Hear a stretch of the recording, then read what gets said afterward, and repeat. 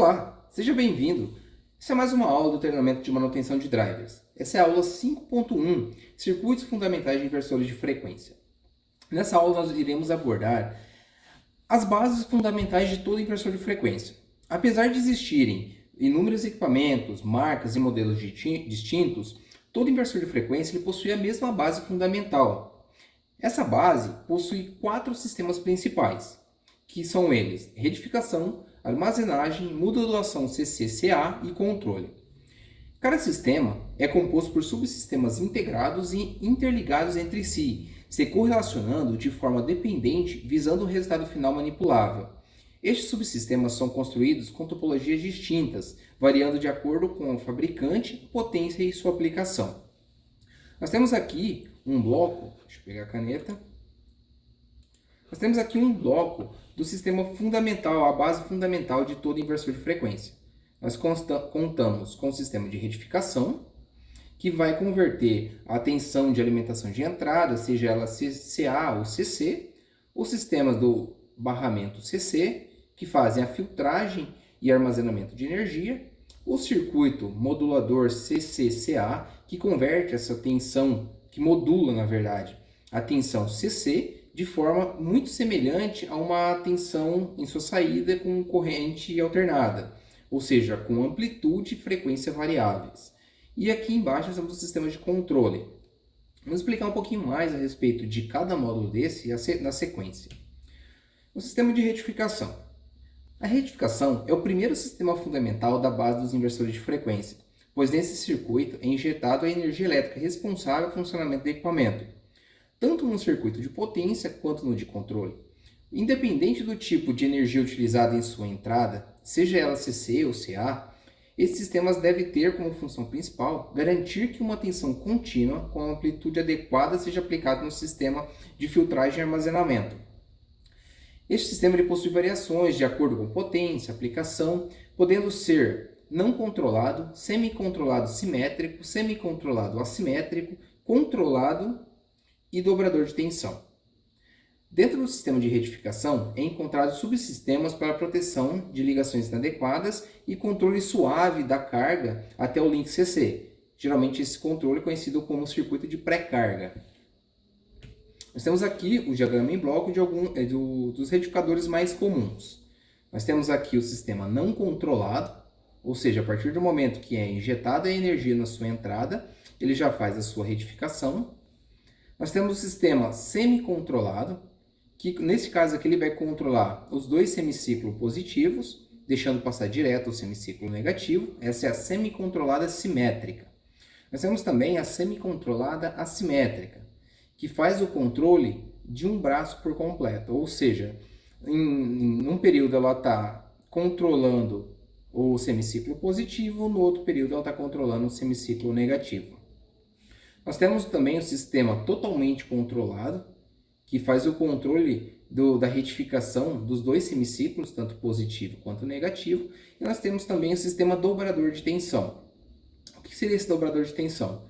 A partir que ejetamos uma tensão eficaz com valor X, nós vamos ter na sua saída uma tensão retificada 2 vezes o valor X.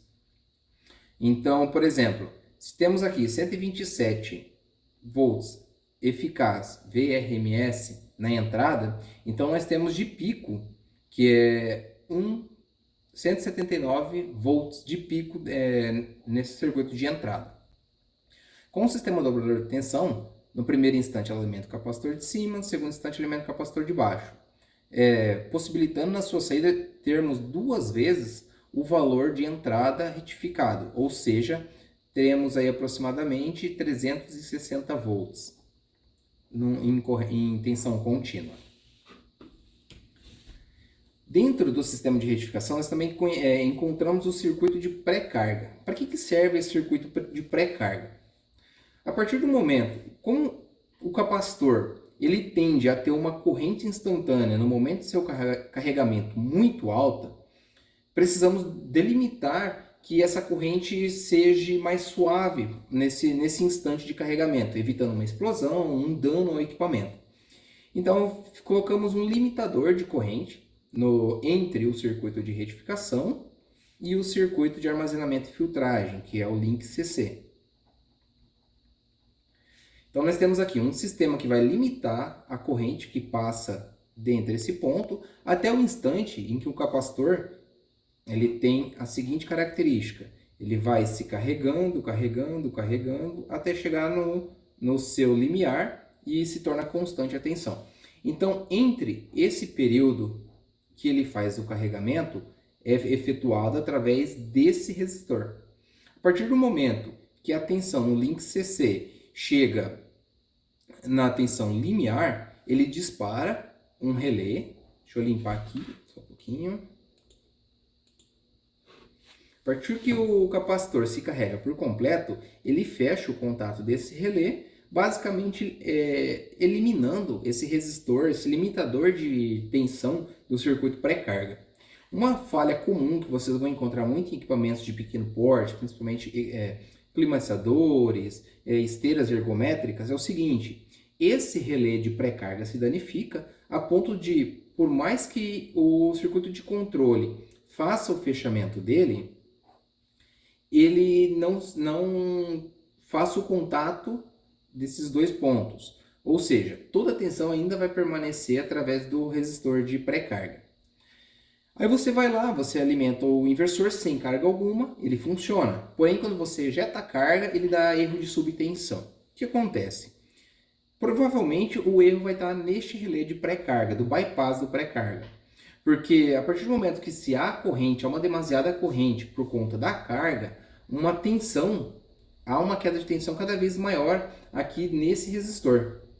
Então, ao invés de termos lá, vamos supor, 311 volts no link CC, com uma carga ali de 2 amperes, vamos supor, chutar aqui um valor comum, 120 volts, por conta dessa corrente alta, ele fica aqui neste resistor. Então, nós não teremos mais no link CC 311, a gente terá ali 188, 189 volts, vamos supor. Isso vai fazer com que o sistema de controle verifique essa tensão do link CC e dispare um alarme, uma falha, né? Porque ele vai cortar o funcionamento do inversor e vai dar ali o seu código de erro. Em alguns é E02, outros é E04, vai depender muito da marca e modelo. Sistema de armazenamento. O sistema de armazenamento, ou link CC, ele é responsável por fazer a filtragem da energia que é retificada no primeiro processo. Além dessa filtragem dos ripples, de espúrios que há no sistema de entrada, ele também faz o armazenamento de carga elétrica para que ela seja utilizada no próximo processo do inversor de frequência. Alguns modelos possuem indutores no circuito de entrada do link CC. Esses indutores servem tanto como um filtro, para espúrios, para uma sobrecorrente, como eles também podem auxiliar no sistema de pré-carga, porque, como conhecemos, o indutor ele tem uma reatância indutiva de acordo com a variação de corrente que circula por ele.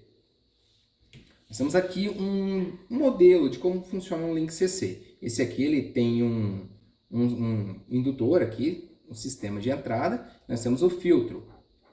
Os dois vão funcionar como um filtro, tá? Mas a gente considera mais o sistema de capacitores porque nem todo inversor de pequeno porte possui indutores na sua entrada. Eles vão ter mais o sistema de armazenamento, ou seja, é um banco de capacitores, um link CC.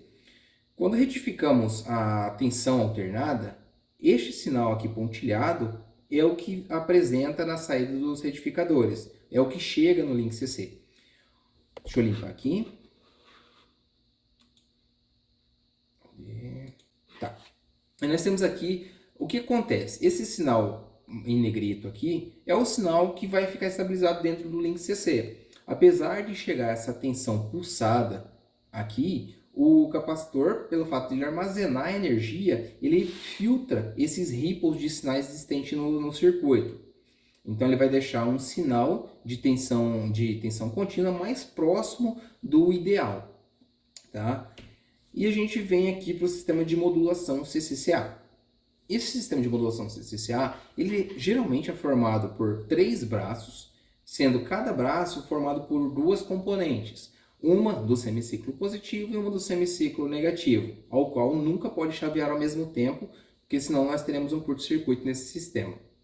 Dentro desse circuito nós temos o sistema SPWM. O que ele faz? Ele modula esses pulsos de acordo com uma função senoidal, ou seja, nós teremos uma tensão, por exemplo, um menos aberto, e vai se abrindo mais, tendo uma tensão média na saída deste sinal semelhante a uma onda senoidal.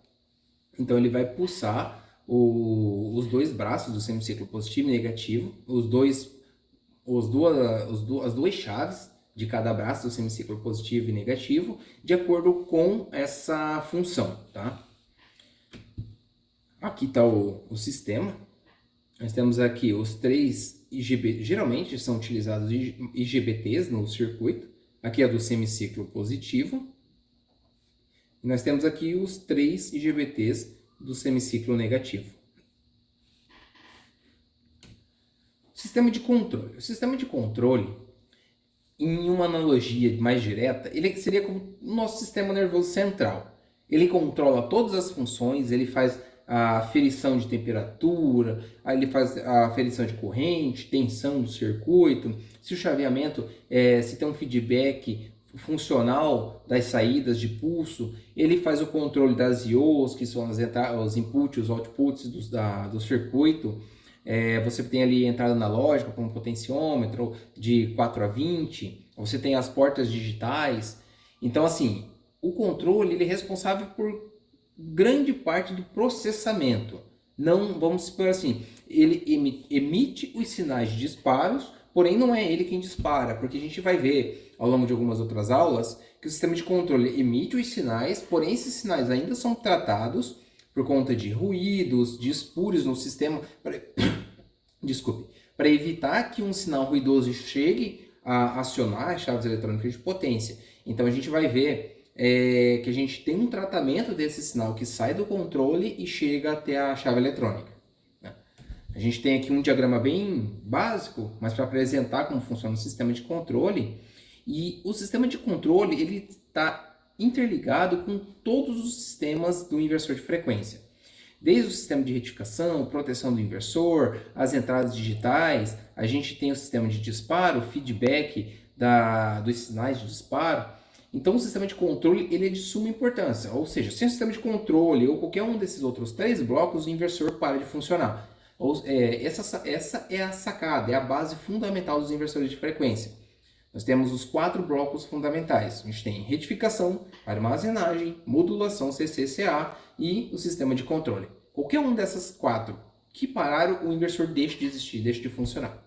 Bacana, galera? Essa foi a aula 5.1 e a gente se vê na próxima aula. Um grande abraço a todos, até mais!